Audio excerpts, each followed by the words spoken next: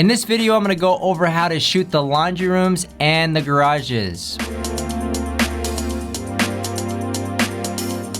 The first thing you want to do before shooting the laundry room is to make sure the room is clean and clear of any clutter.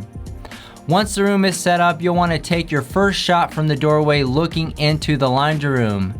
Typically, we only take 1 or 2 photos of the laundry room, but if there are any special features such as sinks or cabinets, be sure to capture those as well.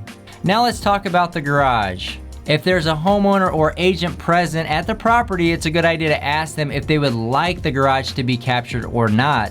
If they're not there to answer your question, I always capture the garage. The garage is often used to store excess clutter from the home, so it might not be the room that the agent or homeowner wants captured. Now with regards to the garage, we usually take 2 shots. One in the middle of the garage looking towards the garage door, and then one standing at the garage door looking in the opposite direction.